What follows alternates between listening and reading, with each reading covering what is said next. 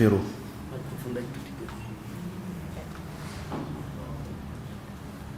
ونعوذ بالله من شرور أنفسنا ومن سيئات أعمالنا من يهده الله فلا مضل له ومن يضلل فلا هادي له وأشهد أن لا إله إلا الله وحده لا شريك له وأشهد أن محمدًا عبده ورسوله يا أيها الذين آمنوا اتقوا الله حق تقاته ولا تموتن إلا وأنتم مسلمون يا أيها الناس اتقوا ربكم الذي خلقكم من نفس واحدة وخلق منها زوجها وبث منهما رجالا كثيرا ونساء واتقوا الله الذي تساءلون به والأرحام إن الله كان عليكم رقيبا يا أيها الذين آمنوا اتقوا الله وقولوا قولا سديدا يصلح لكم أعمالكم ويغفر لكم ذنوبكم ومن يطع الله ورسوله فقد فاز فوزا عظيما أما بعد فإن أصدق الحديث كتاب الله وخير الهدي هدي محمد صلى الله عليه وسلم وشر الأمور محدثاتها وكل محدثة بدعة وكل بدعة ضلالة وكل ضلالة في النار أما بعد فأعوذ بالله من الشيطان الرجيم بسم الله الرحمن الرحيم وضرب الله مثلا قرية كانت آمنة مطمئنة يأتيها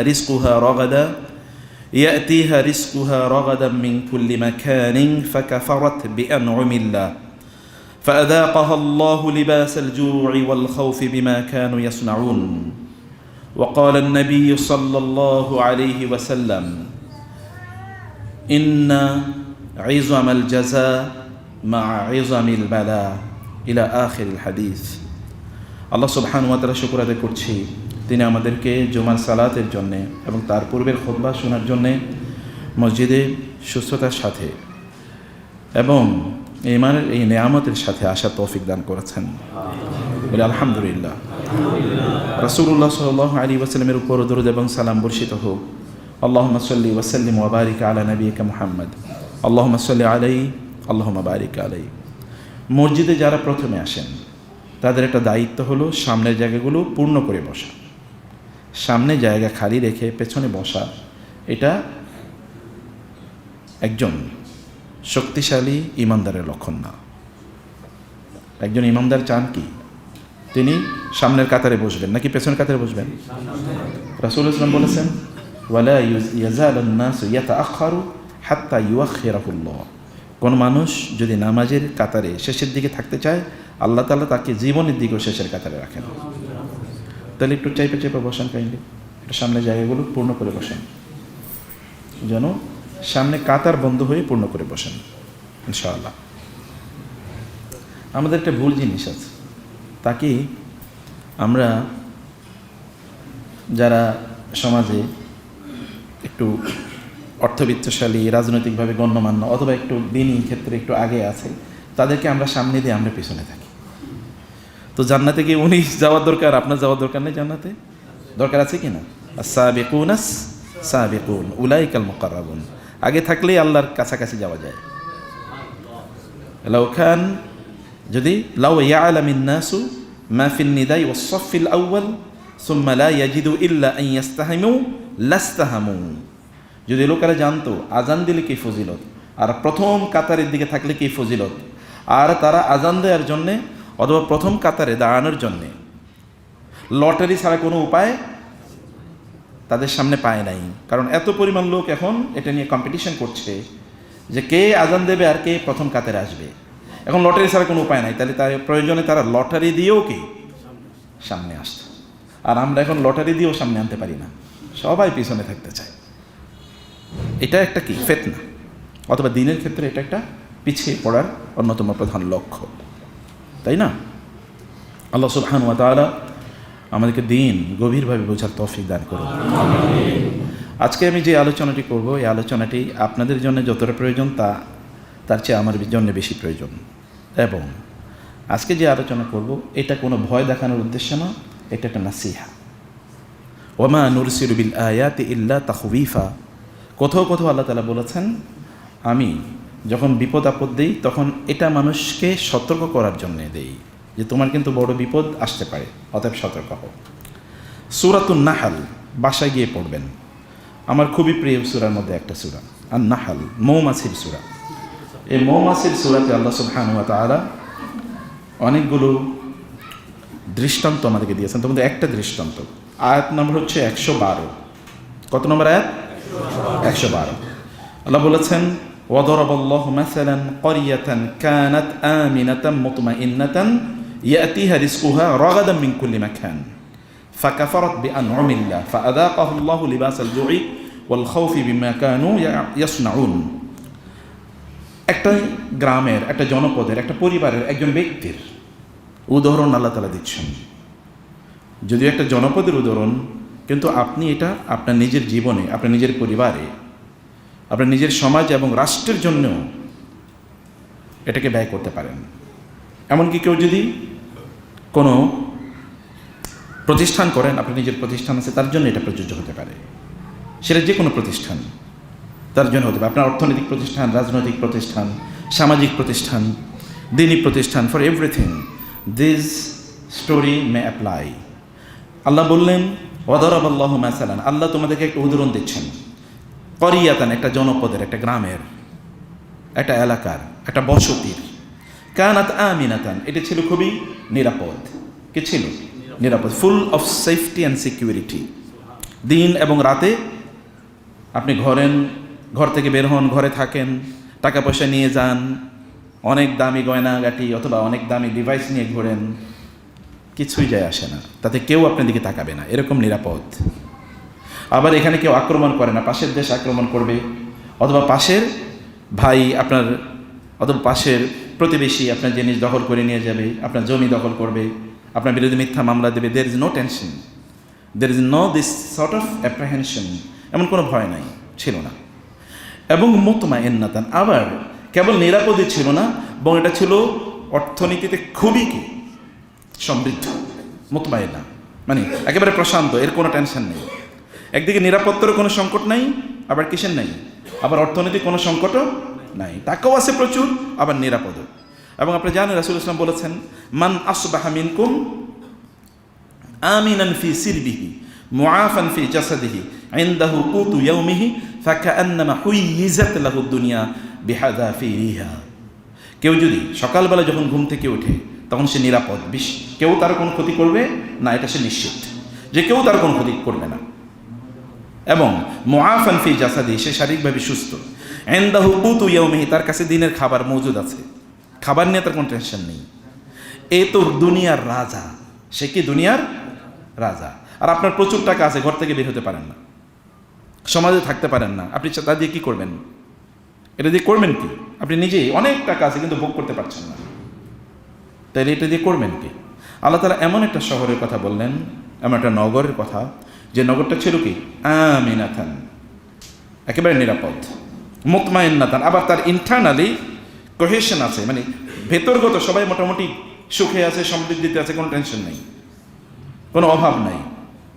এবং কি হয়েছে, ইয়াতিহা রিজকুহা রাগাদাম মিন কুল্লি মাকান, সব জায়গা থেকে এখানে রিজিক আসে, ইনভেস্টমেন্ট আছে, টাকা পয়সা আছে, সব দুনিয়ার সব মানুষ এখানে আসতে চায়। ইউজবা ইলাইহি সামারাতু কুল্লি শাই ফাজআল আফইদাতাম মিনান নাসি তাউই ইলাইহিম ওয়ারযুকহুম মিনাস সামারাত। মানে সব ধরনের লোক এখানে আসার জন্য টাকা পয়সা নিয়ে আসে, ইনভেস্টমেন্ট করবে, ব্যবসা বাণিজ্য করবে, চাকরি বাকরি করবে, অট্টালিকা নির্মাণ করবে, সবাই এখানে আসতে চায়, এরকম একটা নগরী। কিন্তু হঠাৎ করে কি করলো তারা? ফাকাফারাত বিআনউমিল্লাহ, হঠাৎ করে তারা আল্লাহ তাআলার যে নেয়ামতকে তারা অস্বীকার করেছে, নেয়ামতের সাথে কুফরি করেছে, নেয়ামতের কৃতজ্ঞতা আদায় করে নাই। এরপর আল্লাহ তাআলা কি বললেন? ফাআযাকাহুল্লাহু লিবাসাল জুই ওয়াল খাউফি বিমা কানু ইয়াসনাউন। এবার আল্লাহ সুবহানাহু ওয়া তাআলা বললেন, তাদের কিন্তু প্রচুর পরিমাণ অর্থনৈতিক সমৃদ্ধি ছিল, হঠাৎ করে আল্লাহর নেয়ামতকে অকৃতজ্ঞতা অথবা অস্বীকার করার কারণে, নেয়ামতের শুকর আদায় না করার কারণে আল্লাহ তাআলা এবার তাদের উপর দারিদ্র চাপিয়ে দিলেন। ওয়াল খাউফি, এখন তারা ভীত সন্ত্রস্ত, ঘর থেকে বাইরে হতে পারে না। এতদিন কেউ তাদের দিকে চোখ তুলে তাকায় নাই, এখন সে ঘর থেকে বের হতে পারে না। এতদিন তার কোনো অভাব ছিল না, এখন সে খাবার জিনিস পায় না, খাবার পানি নাই, এবং খাদ্য নাই, কিছুই তার নাই, এরকম একটা পরিস্থিতি। আল্লাহ সুবহানাহু ওয়া তাআলা বললেন এটা কারণ বিমা কানু ইয়াসনাউন, এই সকল লোকেরা যে আকাম কুকাম করছিল এই কারণে আল্লাহ সুবহানাহু ওয়া তাআলা একেবারে উল্টিয়ে দিয়েছেন, এরকম ছিল এরকম করে দিয়েছেন আল্লাহ সুবহানাহু ওয়া তাআলা। ফাজআলনা আলিয়াহা সাফিলাহা ওয়া আমতারনা আলাইহা হিজারাতাম মিন সিজিলিন মামদুদ মুসাওমাতান ইনদা রাব্বিক। আল্লাহ সুবহানাহু ওয়া তাআলা বললেন এদের উপরের অবস্থাটা আমি নিচু করে দিয়েছি, এরা খুবই ভালো অবস্থা ছিল, আমি একেবারে অধঃপতিত করে দিয়েছি তাদেরকে। ফাখাসাফনা বিহি ওয়া বিদারিহিল আরদ, সে ছিল জমিনে প্রচণ্ড প্রভাবশালী, সে যখন ঘর থেকে বের হতো তখন লোকেরা তাকে এত তার মতো যদি হইতে পারতাম, তার মতো যদি আমার এরকম থাকতো। কিন্তু এরপরে আল্লাহ তাআলা তাকে এবং তার প্রাসাদ সহ মাটির নিচে ডুবিয়ে দিয়েছেন। করেন না এরকম অতীতে? কারণটা কি ছিল? ফাকাফারাত বিআনউমিল্লাহ। আচ্ছা, এই ঘটনাটা কাদেরকে কেন্দ্র করে? এটা হচ্ছে মক্কাবাসীদেরকে কেন্দ্র করে। আপনারা তো জানেন মক্কা হচ্ছে পৃথিবীর রাজধানী। মক্কাকে পৃথিবীর রাজধানী আল্লাহ বলেছেন লিতুনজিরা উম্মাল কুরা ওয়া মান হাওলাহা, the center of the world, এই পৃথিবীর কেন্দ্র। এবং পৃথিবীর সর্বপ্রথম ঘর নির্মাণ হয়েছে কোথায়? এবং পৃথিবীর প্রথম বসতি কিন্তু ওইখানেই স্থাপিত হয়েছে, তাই না? এবং ওইখানে যে জাবালে কোবাইস বা আবু কোবাইস, এটা নাকি পৃথিবীর প্রথম পাহাড়, এরকম অনেকগুলো বর্ণনা আছে। বর্ণনাগুলো অনেকগুলো মিলালে এটা মোটামুটি সহি হয়ে যায় বর্ণনাটা। পৃথিবীর প্রথম পাহাড়, যেখানে রাসূলুল্লাহ সাল্লাল্লাহু আলাইহি ওয়াসাল্লাম যখন চাঁদ দ্বিখণ্ডিত করেছিল একটা খণ্ড গিয়ে পড়েছে। বাইতুল্লাহ ঠিক জাবালে সাফা পাহাড়ের একেবারে সাথে যেই পাহাড়টি জাবালে আবু কোবাইস। সম্মানিত ভাইরা এবং বোনেরা, এইরকম একটা শহর যার ব্যাপারে ইব্রাহিম আলাইহিস সালাম 1000 বছর আগে দোয়া করেছেন, রব্বানা ইন্নী আসকানতু মিন যুররিয়াতি বিওয়াদিন গায়রি জি জারইন ইনদা বাইতিকাল মুহাররাম রব্বানা লিয়ুকিমুস সালাহ। হে আল্লাহ, আমার সন্তান এবং আমার স্ত্রীকে রেখে গেলাম, আমার পরবর্তী প্রজন্মকে রেখে গেলাম আপনার ঘরের কাছে, উদ্দেশ্য তারা যেন নামাজ পড়ে। ফাজআল আফইদাতাম মিনান নাসি তাওহি ইলাইহিম, গোটা পৃথিবীর মানুষের অন্তরগুলোকে তাদের দিকে ঝুঁকিয়ে দিন, তাদের এই বসতি যেখানে তারা থাকবে এই জায়গার দিকে গোটা পৃথিবীর মানুষের অন্তরকে ঝুঁকিয়ে দিন। এটা 1000 বছর আগে কে দোয়া করেছেন? এবং আরেকটা দোয়া করেছে ওয়ারযুকহুম মিনাস সামারাত, আল্লাহ আপনি তাদের খাদ্য রিজিক হিসেবে ফল দেন, ফল যেন তারা রিজিক হিসেবে খায়। ফল রিজিক হিসেবে পাওয়া কি সাধারণ কথা হলো নাকি? গিয়ে দেখেন তো ভাতের পরিবর্তে প্রতিদিন ফল খাবেন, এরপরে দেখেন কি হয়। সম্ভব নাকি? এটা ইম্পসিবল। কিন্তু আল্লাহ তাআলা বলেন তাদেরকে এটা, আল্লাহর কাছে ইব্রাহিম আলাইহিস সালাম দোয়া করেছেন। আল্লাহ সুবহানাহু ওয়া তাআলা 1000 বছর আগের দোয়া কিভাবে কবুল করে নিয়েছেন? পৃথিবীর সবচেয়ে দামি জায়গা হলো কোথায়? মক্কায়। এই যে সামনে রমাদান আসতেছে না, রমাদানের শেষের দিকে ওইখানে যে আশপাশে যে টাওয়ারগুলো আছে, যেমন আপনার ক্লক টাওয়ার বলেন বা অন্যান্য যে সকল 5 স্টার হোটেলগুলো আছে, এক একটা রুমের ভাড়া হবে বাংলাদেশের টাকায় এক রাত 1 লাখ, 1.5 লাখ, 2 লাখ টাকা। তাহলে বলেন পৃথিবীতে কোথায় আছে 1 লাখ টাকা? আপনি কত স্টার? 5 স্টারের 7 স্টারের উপরে তো পৃথিবীতে কোনো স্টার নাই, মানে হোটেল। এটা যদি 20-50 স্টারও করেন তাইলেও এরকম মানে যায় না। এক রাতে 1 লাখ টাকা কি কেমনে সম্ভব? কেউ তা হয়? আল্লাহ সুবহানাহু ওয়া তাআলা এত দামি বানিয়ে দিয়েছেন। ইব্রাহিম আলাইহিস সালামের দোয়া মানে পৃথিবীর সবচেয়ে গুরুত্বপূর্ণ জায়গা। কিন্তু এরা কি করলো? রাসূল সাল্লাল্লাহু আলাইহি রিসালাতকে অস্বীকার করলো, তাকে মক্কায় থাকতে দিল না। তিনি মক্কা থেকে মদিনায় হিজরত করে চলে গেলেন। মদিনাও নিশ্চিন্তে থাকতে দিল না। সেখানে কি করলো? যুদ্ধ চাপিয়ে দিল। বদরের যুদ্ধ হলো। বদরের যুদ্ধ হওয়ার পর থেকে পরবর্তী 7 বছর এরা দুর্ভিক্ষে না খেয়ে মারা যায় প্রায়। এমনকি তাফসীরগুলোতে এসছে, ইতিহাসে আসছে যে তারা মরা কুকুর পর্যন্ত খাওয়া শুরু করলো মক্কার কাফের মুশরিকরা,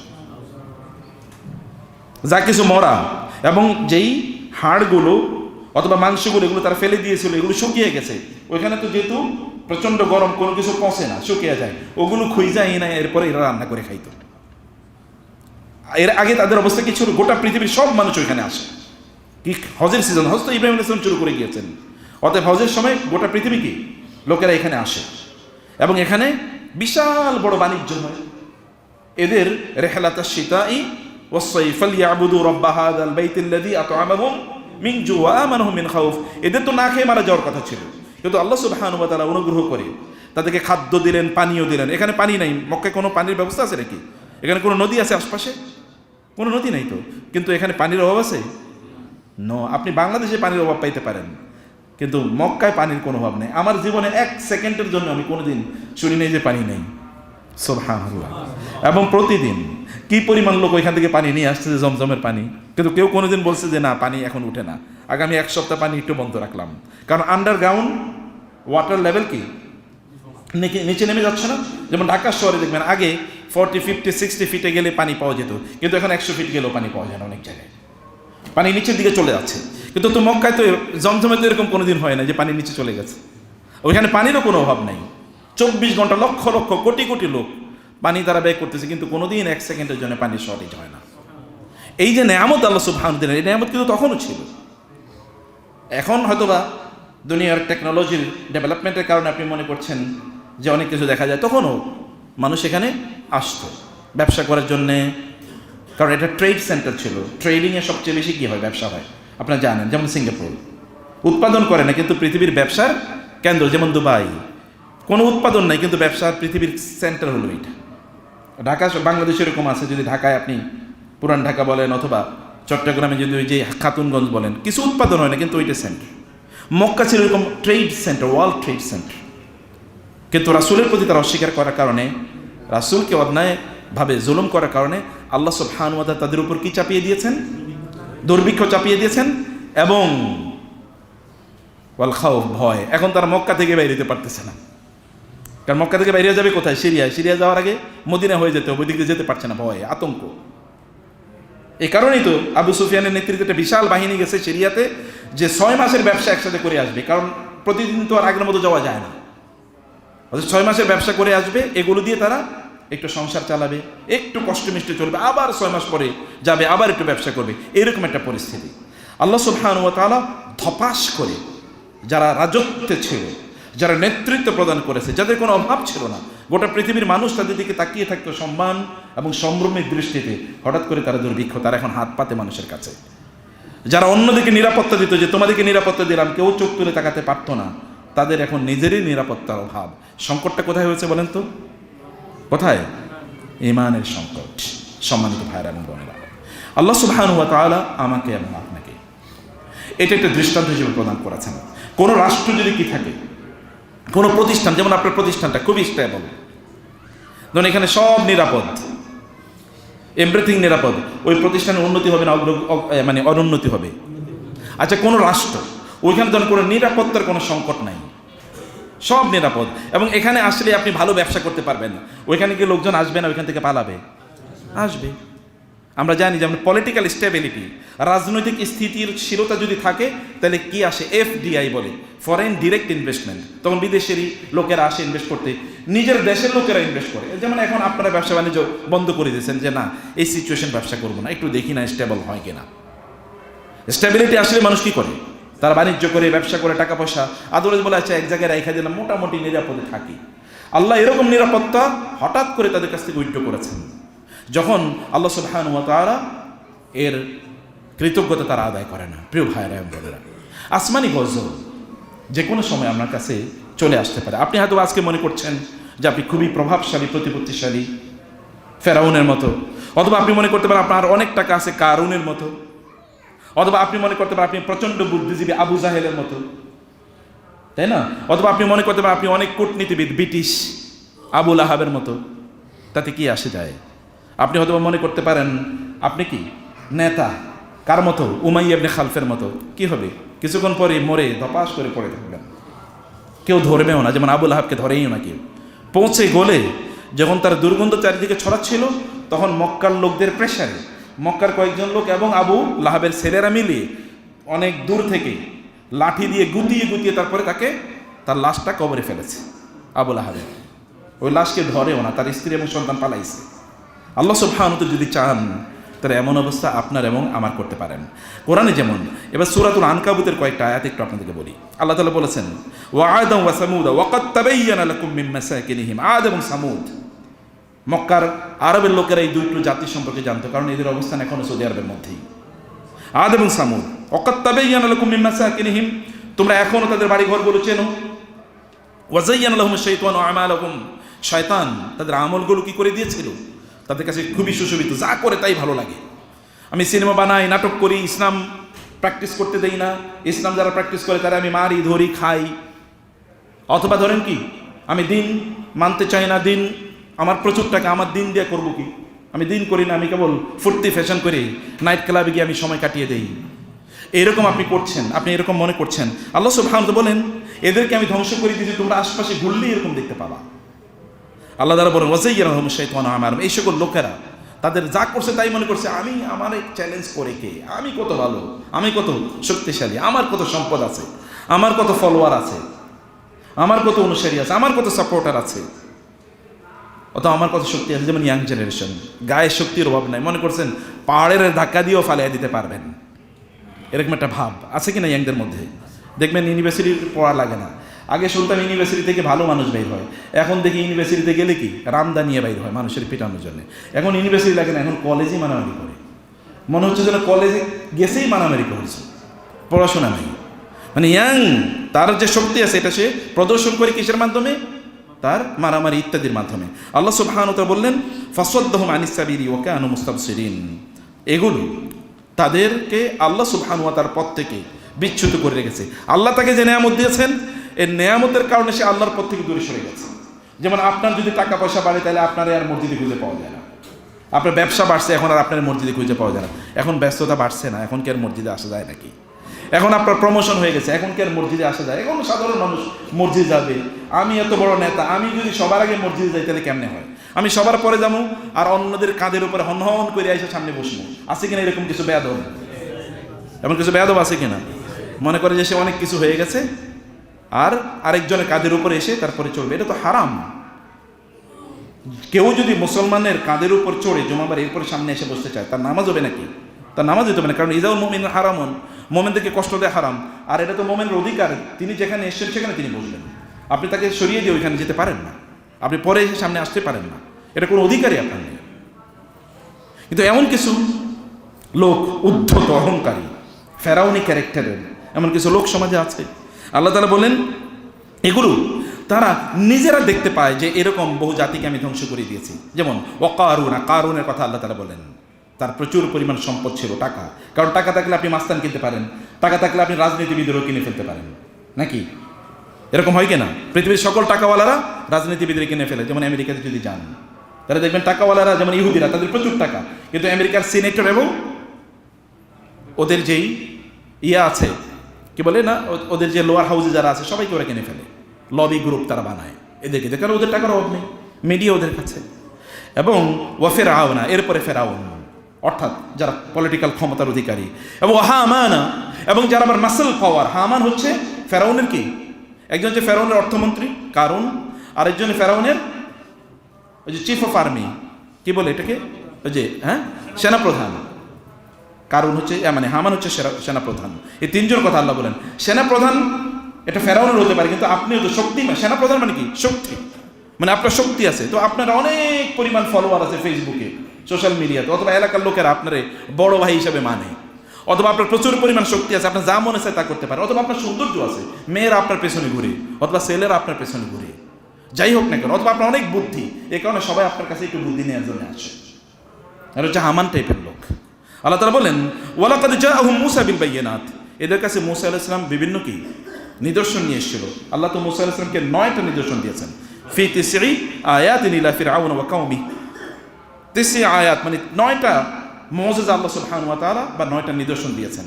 ফাস্তাকবারু ফিল আরদি, কিন্তু এরা কি করলো? অহংকার করলো, উদ্ধত আচরণ। প্রিয় ভাইরা মনে রাখবেন, অহংকার কিন্তু শরীরের মাধ্যমে প্রদর্শন হয় না, অহংকার প্রদর্শন কিসের মাধ্যমে? কিসের মাধ্যমে? কথার মাধ্যমে। অহংকার কিসের মাধ্যমে প্রকাশিত হয়? কথার মাধ্যমে। কেবলমাত্র সাধারণ লোকেরা অহংকার করে এরকম না, আলেমরাও অহংকার করে। দিনই কথাবার্তা বলতেছে, মনে হচ্ছে যেন অহংকারে ফেটে যাবে, এমন লোক নাই?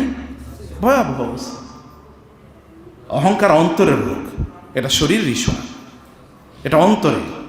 কোনো লোক, আমি যেমন বহু লোক দেখবেন ভিক্ষুক কিন্তু ভয়াবহ অহংকারী, বহু ধনী আছে, এক ফোঁটা অহংকারও নাই, আছে কিনা এরকম? আছে।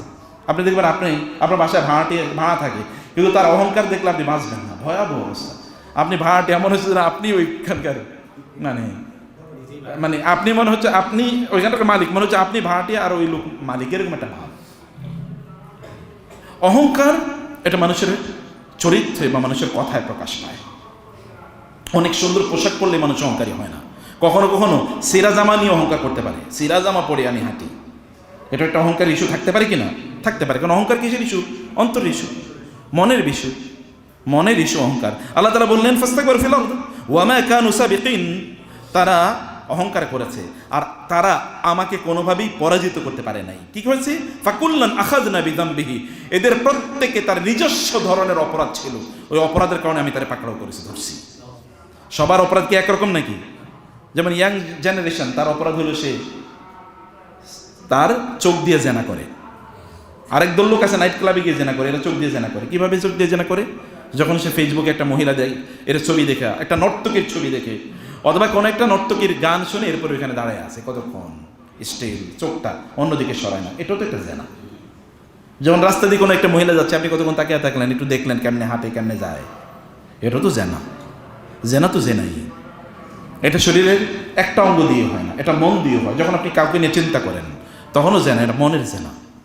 আল্লাহ সুবহানাহু ওয়া তাআলা বললেন ফাকুল্লান আখাযনা বিযামবিহি, কোরআনের প্রত্যেকটা শব্দের মধ্যে কি আছে? মুআজিজা আছে। প্রত্যেকের তার নিজস্ব গুনার কারণে আমি তাকে ধরেছি, পাকড়াও করেছি। এবং কি, যেমন আল্লাহ বলেন ফামিনহুম মান আরসালনা আলাইহি হাসিবা, এর মধ্যে একদলকে আসমান থেকে প্রস্তর খণ্ড নিক্ষেপ করে তার সাথে ছিল ঝড়ো বাতাস, এটা দিয়ে আমি তাকে ধ্বংস করে দিয়েছি। যেমন লূত আলাইহিস সালামের জাতি কি করেছেন আল্লাহ তাআলা? উল্টে দিয়েছেন। শুধু তাই না, যখন তাদেরকে উল্টে একেবারে আসমানের কাছাকাছি ওদের অঞ্চলটা নিয়ে যাওয়া হলো, তখন আল্লাহ তাআলা ফেরেশতাদেরকে নির্দেশ প্রদান করলেন যে ওয়া আরসালনা আলাইহিম হিজারাতাম মিন সিজ্জিনিম মামদুদ মুসাওয়ামাতান ইনদা রাব্বিক, প্রচণ্ড শুকনো। যখন ইট যখন শুকানো হয়, এটাকে যখন আগুনে পোড়ানো হয় যেমনিভাবে শক্ত হয়, এরকম ভয়াবহ শক্ত, এবং প্রত্যেকের জন্য নাম অঙ্কিত, যে এই পাথরটা গিয়ে অমুকের গায়ে পড়বে, এটা ওটা অমুকের গায়ে পড়বে, এরকম নাম অঙ্কিত পাথর ওদের উপর আমি ছুঁড়ে মারলাম, আল্লাহ তাআলা বলছেন। এরপর আল্লাহ তাআলা বলেন আরেকজন কি ওয়ামিনহুম মান আখাযাতহুস সাইহা, একদলকে আল্লাহ তাআলা এইভাবে ধ্বংস করে দিয়েছেন। পানিশমেন্টের প্যাটার্ন আছে, আসমানি গজবের প্যাটার্ন আছে।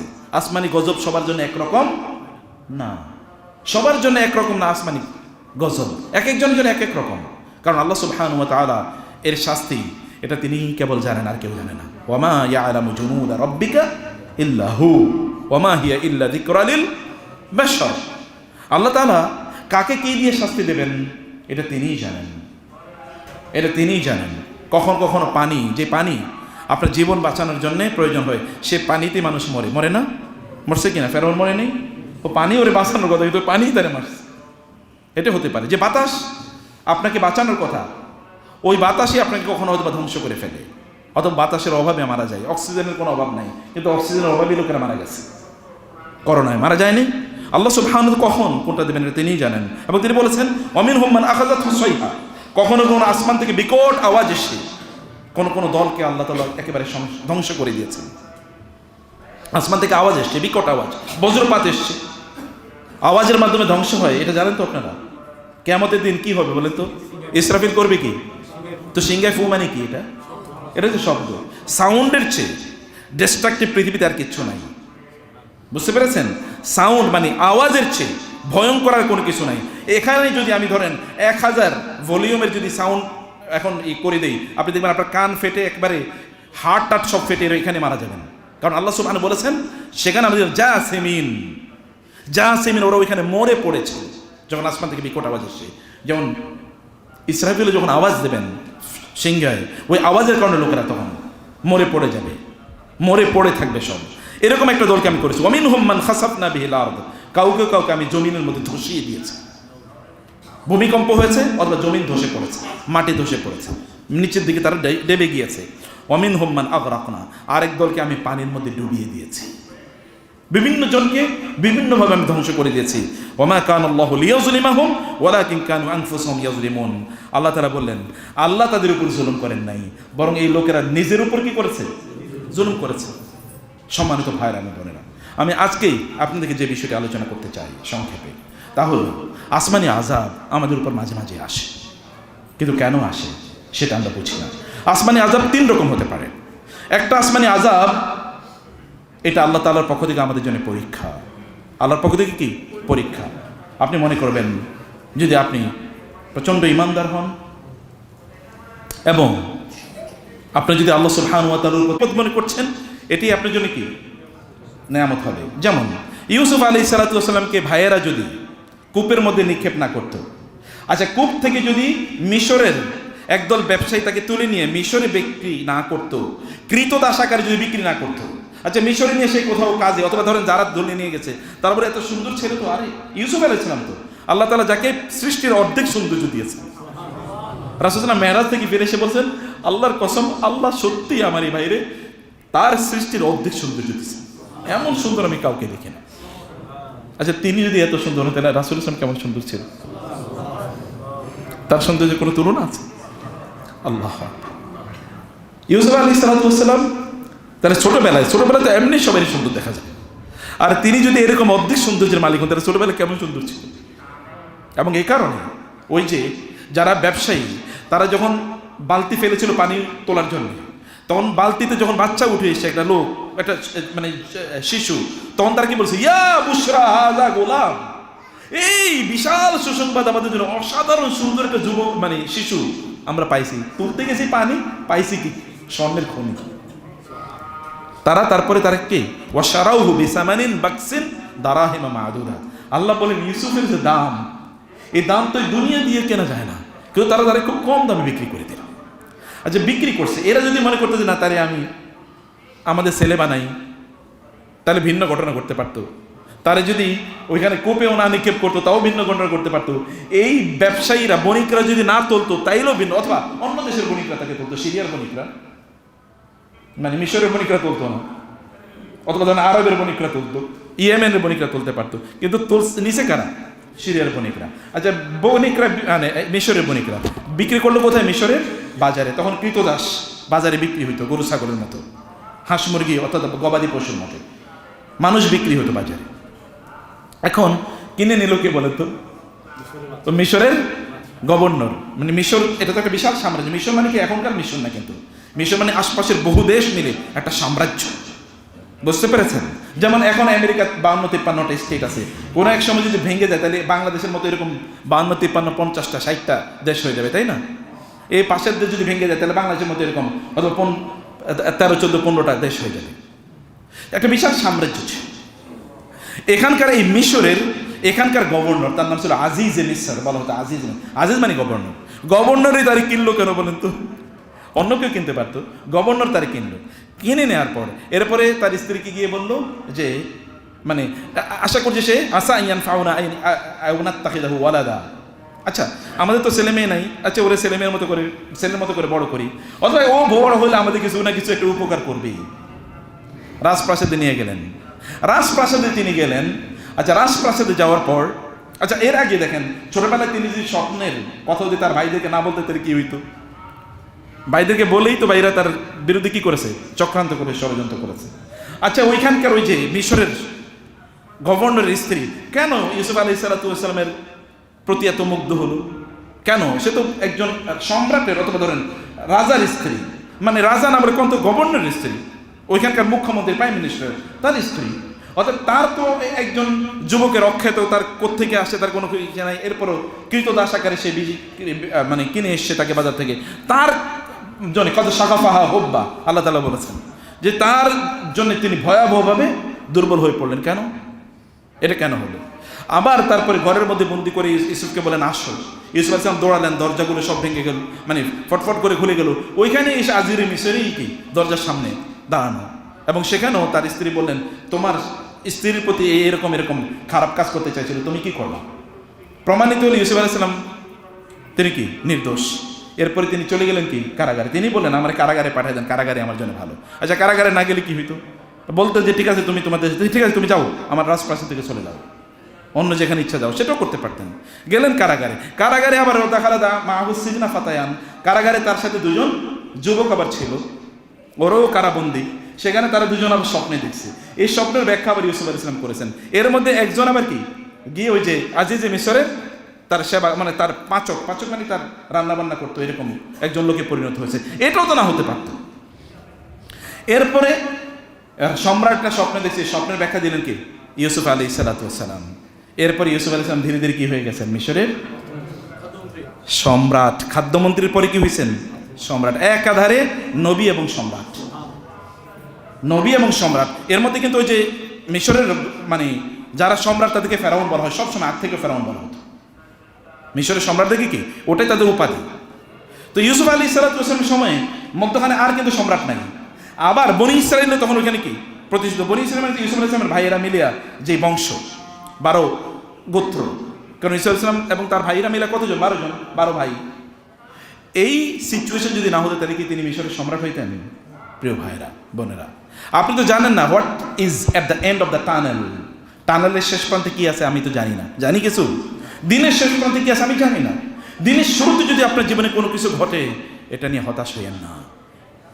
দিনের শুরুতে কিছু ঘটলে হতাশ হইয়েন না।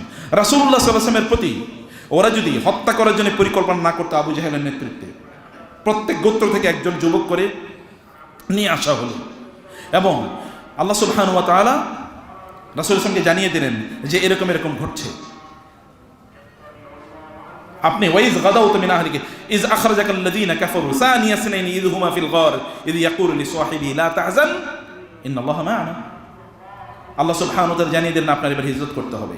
তিনি যদি মদিনায় হিজরত না করতেন তাইলে মদিনার রাষ্ট্র তৈরি হতো না, বদরের যুদ্ধ তৈরি হতো না, এরাও কি পরাজিত হতো না, এবং দলে দলে পরবর্তীতে মক্কা বিজয় হতো না, হুদায়বিয়ার সন্ধি হতো না, এবং আজকের এই অঞ্চলে যে আমরা যে মসজিদে দাঁড়িয়ে আছি, আমরা কথা শুনতেছি, এটা হয়তো হতো না।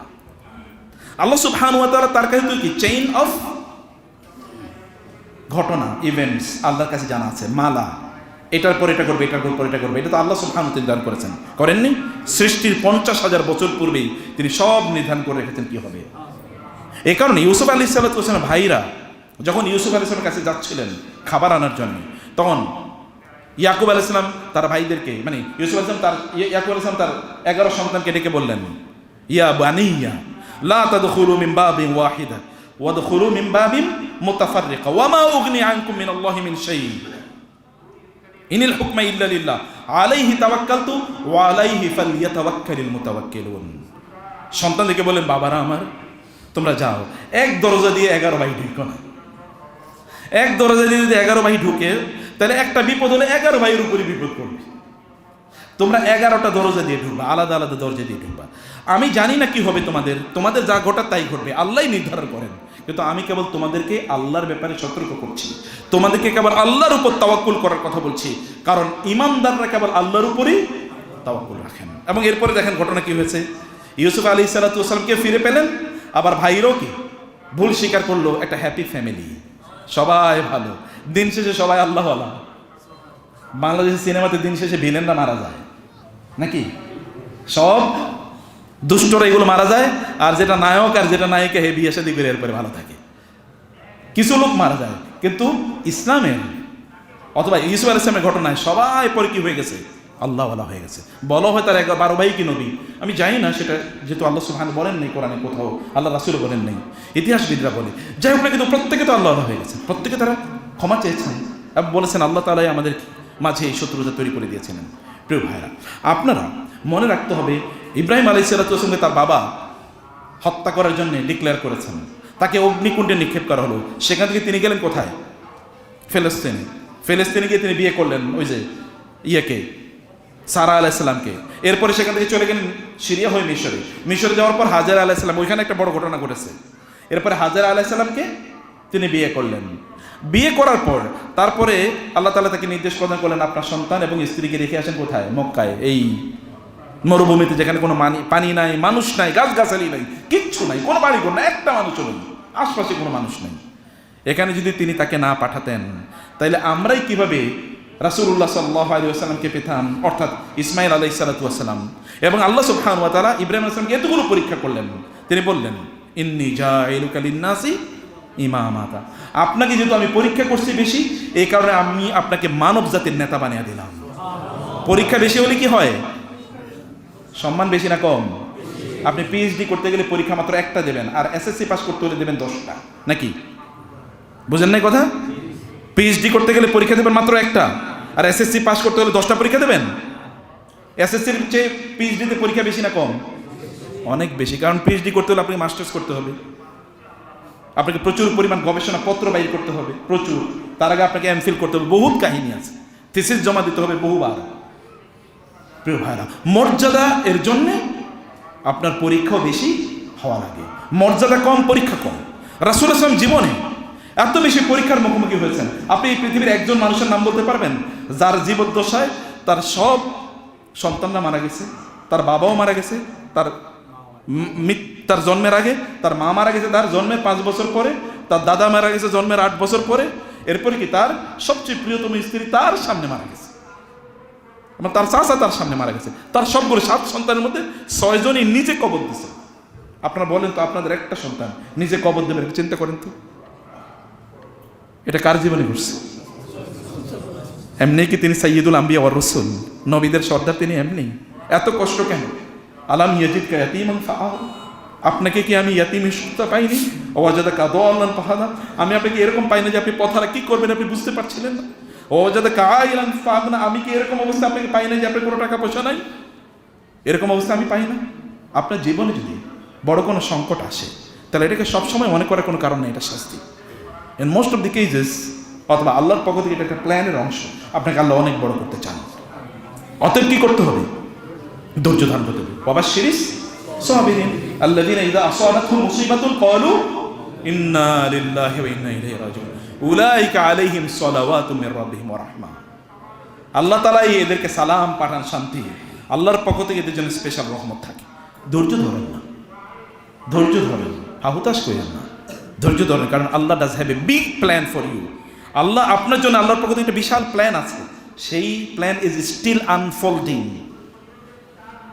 এটা এখনো আপনার জন্য ঘটে নাই, এইটার জন্যে আপনাকে ধৈর্য ধারণ করতে হবে। প্রিয় ভাইরা, 2 নম্বর, আল্লাহ সুবহানাহু ওয়া তাআলা কখনো কখনো বিপদ পাঠান কি করার জন্যে? আল্লাহ তাআলা আমাদেরকে সতর্ক করার জন্য পাঠান। সতর্ক, অনেক বড় বিপদ। আপনি যখন রাস্তা দিয়ে যাচ্ছিলেন, একটা অ্যাক্সিডেন্ট হতে পারতো। আমার নিজের জীবনে এরকম হয়েছে, 2 বার প্রায় এরকম হয়েছে। মানে মনে হচ্ছিল এটা মারা যাওয়ার মতো অবস্থা, কিন্তু আল্লাহ তাআলা বাঁচিয়ে নিয়ে এসছেন। আল্লাহ সুবহানাহু বল দেখাতে চান, আমি কিন্তু তোমার তখনই নিয়ে নিতে পারতাম, এখন তুমি চিন্তা করো কি করবা, ভবিষ্যতে তুমি কি করবা এটা চিন্তা করে দেখো। পরে আমি চাকরি বাকরি সব বাদ দিয়ে আমি বলছি এই জীবনের আর দরকার নেই, না এখন তাহলে এইভাবে চলতে হবে। প্রিয় ভাই, যদি দেখেন অমুকের বিপদ হয়েছে, তখন মনে করেন না যে এই বিপদ সেই পাওয়ার যোগ্য ছিল। আল্লাহ সুবহানাহু ওয়া তাআলা অন্য কাউকে বিপদ দিয়ে আপনাকে শিক্ষা দেন। আমাদের দেশে বলে মেরে মেরে জেরে শেখানো, জেরে মেরে বৌরে শেখানো, এরকম একটা কথা আছে। আপনি হয়তো কাউকে শাস্তি দিচ্ছেন, কিন্তু অন্যদেরকে আপনি শিক্ষা দিচ্ছেন। আল্লাহ সুবহানাহু ওয়া তাআলা তাই চান, কাউকে বিপদের মুখে পড়তে দেখলেই মনে করেন না এই লোকটা অন্যায় করছে, জুলুম করেছে, খারাপ কাজ করছে, এই কারণে আল্লাহ তাআলা তাকে শাস্তি দিচ্ছেন। নো, এটা কখনো কখনো আপনার জন্য সতর্কবাণী যে you might become the next target. তোমার পালা আসতেছে, একটু অপেক্ষা করো, একটু পরে তোমার কাছে আসতেছি। কুল্লা ইয়াউমিন হুয়া ফি শাআন, আল্লাহ তো সব সময় তিনি ব্যস্ত। তো সানাফরুগু লাকুম আইয়ুহাস সাকারান, একটু অপেক্ষা করে আসতেছি, তোমার কাছে আসতেছি। ওমা নুরসিলু বিল আয়াতি ইল্লা তাখওয়িফা, আল্লাহ তাআলা বলেছেন আমি মাঝে মাঝে এই রকম নিদর্শন পাঠাই, এটা খাউফ, অন্যদিকে ভয় দেখানোর জন্য। এবং 3 নম্বর, এটা সত্যিকার অর্থে আমাদের অপরাধের কারণে ঘটে থাকে। যেমন এতক্ষণ পর্যন্ত আপনি শুনেছেন, যখন মানুষ অন্যায় করে, অপরাধ করে, তখন আল্লাহ সুবহানাহু ওয়া তাআলা তাদেরকে শাস্তি দেন। যুহারাল ফাসাদু ফিল বাররি ওয়াল বাহরি বিমা কাসাবাত আইদিন নাস লিইউযিকাহুম বা'দাল্লাযী আমিলু, তারা যা আকাম কুকাম করেছে তার কিছু শাস্তি হিসেবে আমি এখানে দেই, বাকিটা রয়ে গেছে, এটা পাও না, ডিউ ওভার ডিউ, এটা রয়ে গেছে, এটা কিন্তু আখিরাতে তার জন্য নির্ধারিত আছে, নিশ্চিতভাবে আছে। আল্লাহ সুবহানাহু ওয়া তাআলা তিনি কখনো কখনো মানুষকে শাস্তি দেন। আল্লাহ বলেছেন যে তিনি তোমাদেরকে সব কিছু ব্যাপারে শাস্তি দেন, ওয়ায়াফু আন কাসীর, কিন্তু অনেক ব্যাপারে তিনি ওভারলুক করেন। আচ্ছা, ফামাহহিলিল কাফিরিনা আমহিলহুম রাওয়াইদা সানাস্তাদরিজুহুম মিন হাইসু লা ইয়ালামুন উমলি লাহুম ইন্না কাইদি মাতিন, আমি তাদেরকে সময় দিচ্ছি, কিন্তু যখন ধরবো, ইন্না আখযা রাব্বিকা ইন্না বাতশা রাব্বিকা লাশাদীদ ইন্নাহু হুয়া ইউবদি ওয়া ইউঈদ, যদি আল্লাহ ধরেন তাইলে এই ধরা কোনো সাধারণ ধরা না। আল্লাহ সুবহানাহু ইন্নাল্লাহা লা ইউমলিয যালিম, আল্লাহ সুবহানাহু ওয়া তাআলা জালিমকে মাঝে মাঝে একটু সময় দেন, যেন লাআল্লাহুম ইয়ারজিউন, যেন তারা ফিরে আসে। আমরা যখন কোনো বিপদে পড়ি, তখন আমাদের সোল সার্চিং করা দরকার, নিজেকে জিজ্ঞেস করা দরকার এর পেছনে আমার দায় আছে কতটুকু, এর পেছনে আমার দায় আছে কতটুকু, এটা আমাদের জিজ্ঞেস করা দরকার। যদি আমরা নিজেকে জিজ্ঞেস করি তাহলে আমরা নিজেরাই এর উত্তর পাবো। নিজেরা যদি নিজেদেরকে জিজ্ঞেস করি, ওয়াফি আনফুসিকুম, তোমাদের নিজেদের মধ্যে এর নিদর্শন আছে। আল্লাহ সুবহানাহু ওয়া তাআলা বলেছেন যে আমি কাউকে কাউকে শাস্তি প্রদান করি, অন্যদেরকে এটা দিয়ে আমি শিক্ষা প্রদান করি, আবার কাউকে কাউকে শাস্তি প্রদান করি তার নিজের অপরাধের কারণে। আপনি দেখেন কোরআনে এরকম অসংখ্য জায়গা আছে। বরং আমরা যে আয়াতগুলো বলেছি, হাদিসের দিকে যদি আপনি তাকান তাহলে রাসূলুল্লাহ সাল্লাল্লাহু আলাইহি ওয়াসাল্লাম আমাদেরকে সেই কথাগুলি জানিয়ে দিয়েছেন। মানুষ যখন অন্যায় করে তখন এই অন্যায়ের শাস্তিটাকে পেতে হয়, মানুষ যখন গুনাহ করে তখন গুনার শাস্তিটাকে দুনিয়ায় পেতে হয়, আখিরাতে তো আছেই। কোরআন আল্লাহ সুবহানাহু বলেছেন, বালা মান কাসাবা সাইয়্যাতান ওয়া হাদাত বিহি খাতিআতুহু ফাউলাইকা আসহাবুন নার হুম ফিহা খালিদুন। বালা মান কাসাবা সাইয়্যাতান, প্রিয় ভাইরা ভালো করে মনোযোগ দিয়ে এই কথাগুলো শুনবেন। এখন যেটা বলছি, কোন মানুষ যদি কুল্লু মরিইন বিমা কাসাবাত রাহিনা ইল্লা আসহাবাল ইয়ামিন, আপনি যদি কোনো গুনাহ করেন তাহলে এটার আবর্তে আপনি পড়ে যাবেন, এখানে বাঁচতে পারবেন না। এটাকে আরবিতে বলে ইসম, এটাকে বলে ইসম। ইসম মানে কি? এটা একটা আবর্ত, ভিসিয়াস সাইকেল। ভিসিয়াস সাইকেল মানে কি? একটা ঘূর্ণায়নে আপনি পড়ে যান। বিভিন্ন জায়গায় দেখবেন যে ঘূর্ণি ঝড়ও হয় না, দেখবেন ঘুরতেই থাকে ঘুরতেই থাকে, আপনি ওই আবর্তের মধ্যে ঘুরে যান। কুল্লু মরিইন বিমা কাসাবাত রাহিনা, আপনি যা করেন আপনি কিন্তু ওইটার দায়বদ্ধতার মধ্যে পড়ে যান, আপনি এখান থেকে বের হতে পারেন না। এখানে একটার পর একটা যে ব্যক্তি কি করে মানুষকে হত্যা করে, সে ওই শাস্তি থেকে বাঁচার জন্য পুলিশের টাকা দেয়, মাস্তান ভাড়া করে, মাস্তানের সাথে আবার মাঝে মাঝে কি একটু মাস্তান বলে, তো তুমি আমার যদি ভাড়া করছো তো তুমি চলো আমরা একটু আজকে আড্ডা দিই। সে তখন পতিতাল হয়ে যায়, সে তখন কি কোথায় যায়, সে তখন ওই যে মদের হাউসে যায়, নাইট ক্লাবে যায় ইত্যাদি করে। দুনিয়াও শেষ, আখিরাত, খাসিরাত দুনিয়া ওয়াল আখিরাহ। আপনি যদি কারো টাকা অন্যায়ভাবে যদি টাকা মারেন তাহলে আপনার পেছনে তখন আইন প্রয়োগকারী সংস্থা দৌড়াবে, তখন আপনি ওরে ঘুষ দেবেন। আপনার পেছনে যার টাকা আপনি লুট করেছেন ও লোক আপনার পেছনে ঘুরবে, এ কারণে ওরে প্রোটেকশন দেওয়ার জন্য এলাকার মাস্তান আপনি ভাড়া করবেন। এবার মাস্তানের টাকা দেন, ওরে টাকা দেন, আবার আদালতে দৌড়ান, দেখবেন আপনার গুরু জীবন জাহান্নাম হয়ে যাবে। অন্যায়ের একটা আবর্ত আছে।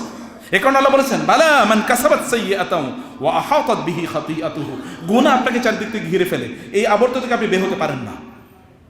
এই আবর্ত থেকে বের হওয়ার কিছু উপাদান আছে, কিছু ইস্যু আছে, সেটা আমি একটু পরে আপনাদেরকে বলছি। কিন্তু লাস্টের দিকে কেবল এতটুকু বলতে চাই, ভাই আপনার নিজের ধ্বংস আপনি নিজে তৈরি করেন না। মান হাফার হুফরাতান লিআখিহি হুফিরা ফিহি বা উলকিয়া ফিহি, যদি আপনি অন্যের জন্য গর্ত খোঁড়েন, অন্যের কোনো অন্যায় করে, তাহলে মনে রাখবেন আপনি নিজের গর্ত নিজেই খুললেন, ওইখানে আপনি নিজে পড়বেন কয়েকদিন পর। আপনি যা করেছেন না এটার জন্য আপনি নিজেই সাফার করবেন।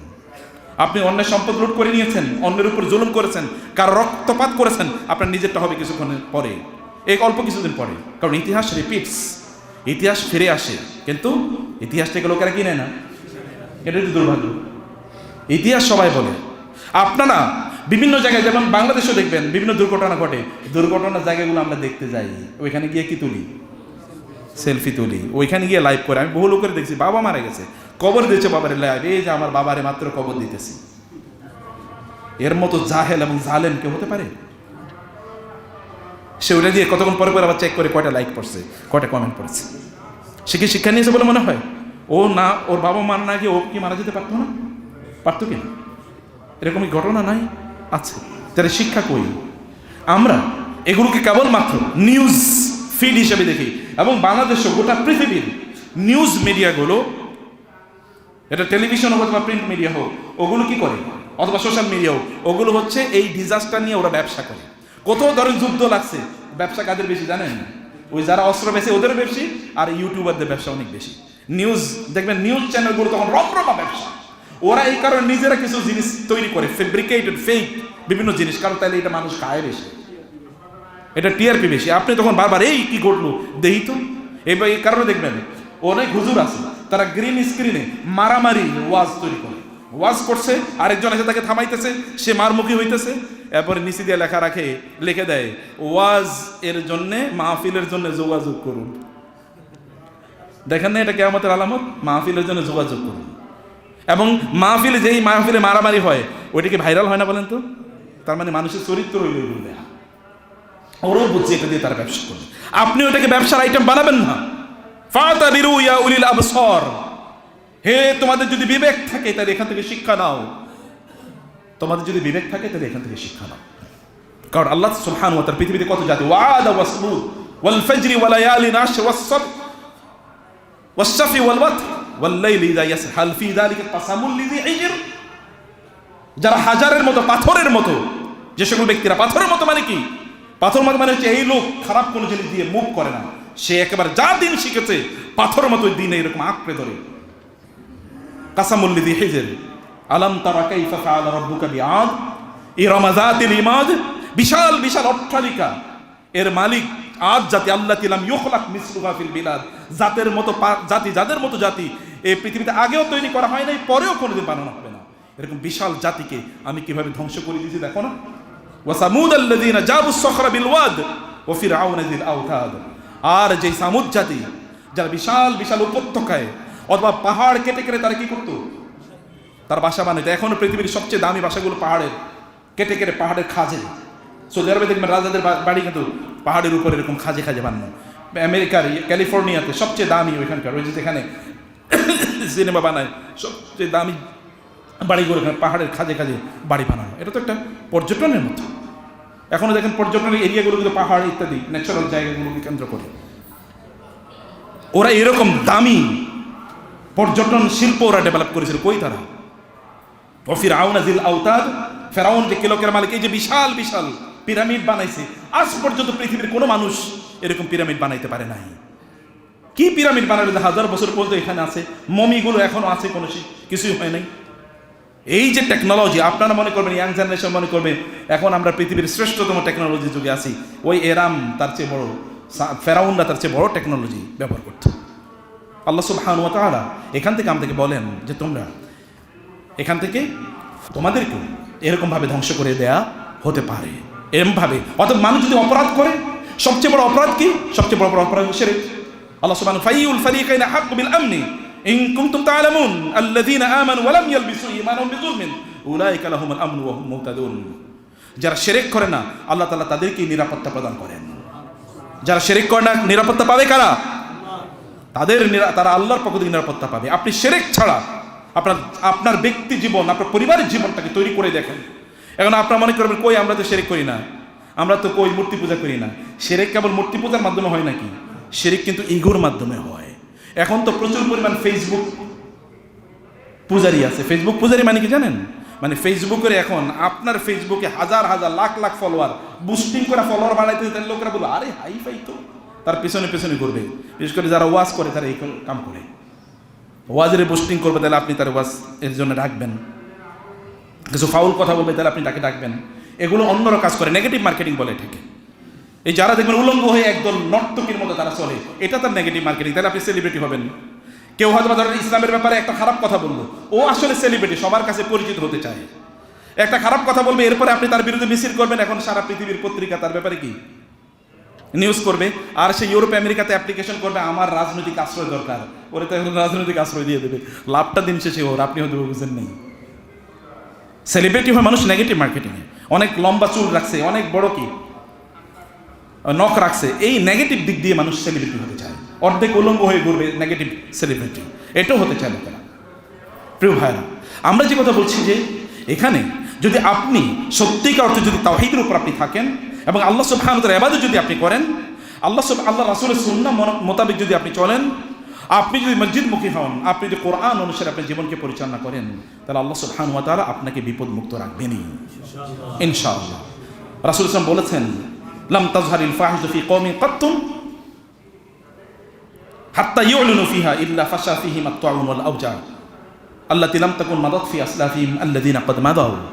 মানুষ যখন অশ্লীল কাজে লিপ্ত হয়ে যায়, তখন এমন রোগ তাদেরকে আক্রমণ করে যে রোগের নাম আগে কোনোদিন তারা শুনে নাই। যেমন এর আগে শুনছেন করোনা, এখন নতুন নতুন রোগ আসতেছে না? নতুন রোগ আসতেছে কেন? কারণ কি?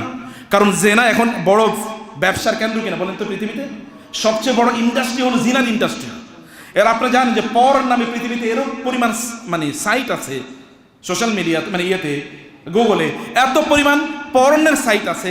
এই সকল পর্নগুলো দেখে হলো পুরুষ, এবং পৃথিবীতে বহু দেশ আছে তাদের 1 নম্বর ইনকাম হলো এই পর্ন থেকে।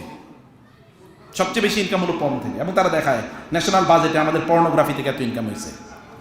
এই পৃথিবী যেই দিন থেকে বানানো হয়েছে আজ পর্যন্ত না, কিয়ামত পর্যন্ত যত ঘন্টা হবে, প্রতি বছর লোকেরা তার চেয়ে বেশি ঘন্টা পর্নোগ্রাফি দেখে, তার চেয়ে বেশি পর্নোগ্রাফি দেখে। আল্লাহ সুবহানাহু ওয়া তাআলা এই কারণে জাতিকে, এখন দেখেন না পুরুষরা কি আধা পুরুষ হয়ে গেছে, পুরুষ এবং মহিলা পার্থক্য বোঝা যায় না, কেবল একজনে দাঁড়িয়ে আছে আরেকজনে দাঁড়িয়ে না, এছাড়া কিছুই বোঝা যায় না, না চেহারায়, না চরিত্রে, না আচরণে, না কথাবার্তায়, না জামা কাপড়ে, কিচ্ছুই বোঝা যায় না। এখন তো আবার বলে আমি পুরুষ না, আমি ছেলে নামে আমি জানি না, আমি মনে মনে কি ছেলে, আমি মনে মনে মেয়ে, আছে কিনা এরকম? আচ্ছা, এটা আল্লাহর পক্ষ থেকে আমাদের জন্য শাস্তি। পুরুষরা কমে যাবে, এটা কিন্তু কিয়ামতের আলামত, জানেন না? একজন পুরুষের জন্য কয়জন মহিলা থাকবে? 50 জন। এখন তো আমি দেখি প্রায় কাছাকাছি, কারণ অধিকাংশ পুরুষ এগুলো পুরুষই না। এই যে ইয়াং জেনারেশন, মিয়া তুমি একটা পুরুষ মানুষ, তুমি একটা মহিলার পেছনে কেন ঘুরবা? তুমি একটা পর্নোগ্রাফি কেন দেখবা? তোমার যদি কাম প্রয়োজন হয় তাহলে তুমি বিয়ে করো, মেয়েরাও আছে নাকি? কিন্তু এগুলো তা করবে না, এগুলো আকাম কুকাম করে বেড়াবে। 30-35 বছর হয়ে গেছে, বিয়ে করবে না। এগুলো পুরুষ না নারী? একটা পুরুষ 30 বছরে বিয়ে করে না কেমনি? 28, 25, 26 বছর যে বিয়ে না করে কেমনি? তাহলে ওগুলো আধা পুরুষ আর আধা নারী, কয়েকদিন পরে অলরেডি লেডিজ হয়ে যাবে। আর যেই নারীরা তাদের বয়স 25, 26, 27, 28 হয়ে গেছে, বিয়ে হয় না, ও তো আধা পুরুষ, কয়েকদিন পরে ফুল পুরুষ হয়ে যাবে। আল্লাহ সুবহানাহু ওয়া তাআলা আমাদেরকে তার সুন্নাহ এবং তার রাসূলের দেয়া পদ্ধতি অনুসারে জীবন যাপন করার তৌফিক দান করুন। আকুলু কওলি হাযা ওয়া আস্তাগফিরুল্লাহ লি ওয়া লাকুম ওয়া লিসাইরিল মুসলিমিন ফাস্তাগফিরুহু ইন্নাহু হুয়াল গফুরুর রহিম।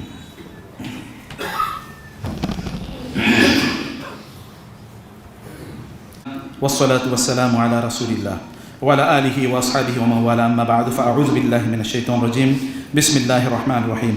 إن الله وملائكته يصلون على النبي يا أيها الذين آمنوا صلوا عليه وسلموا تسليما.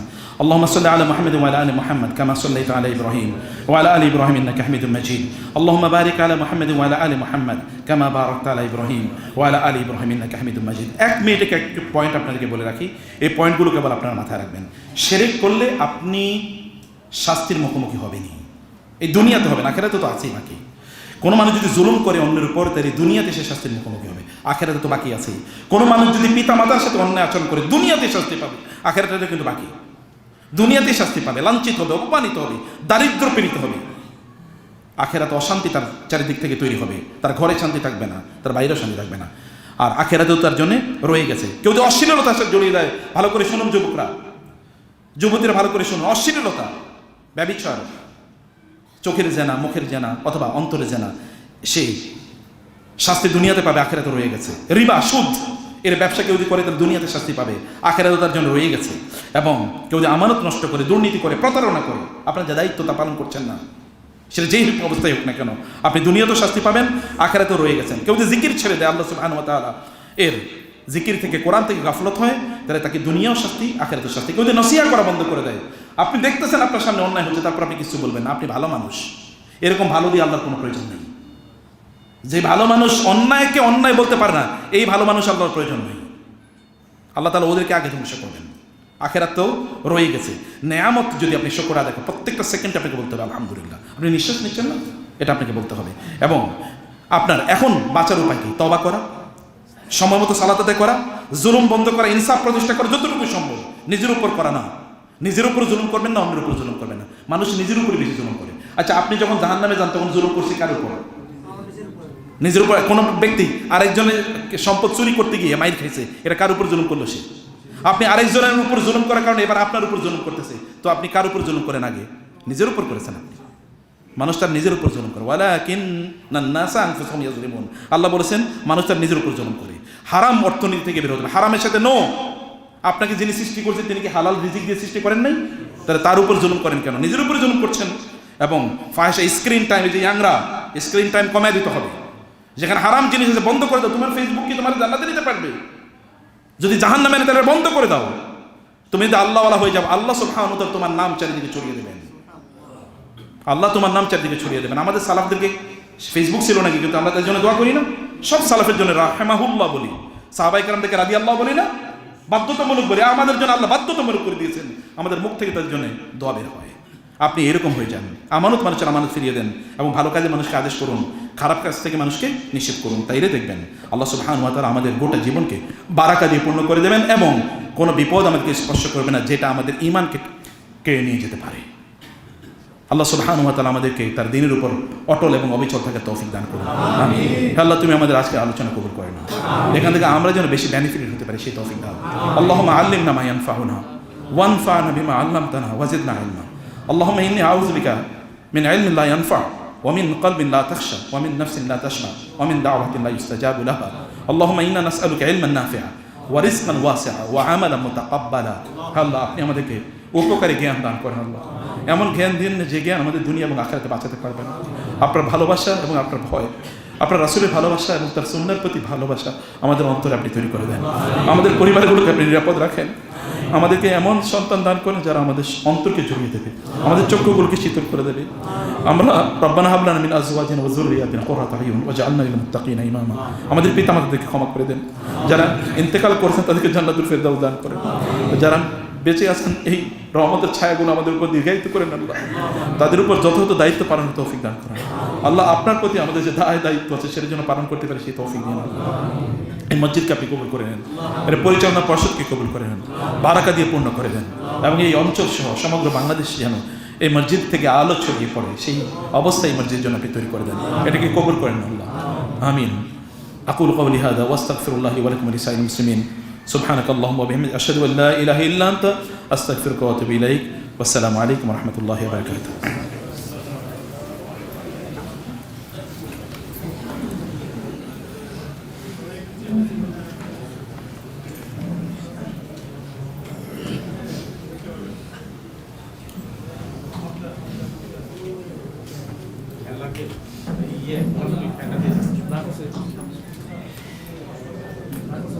Saya kena dia ni.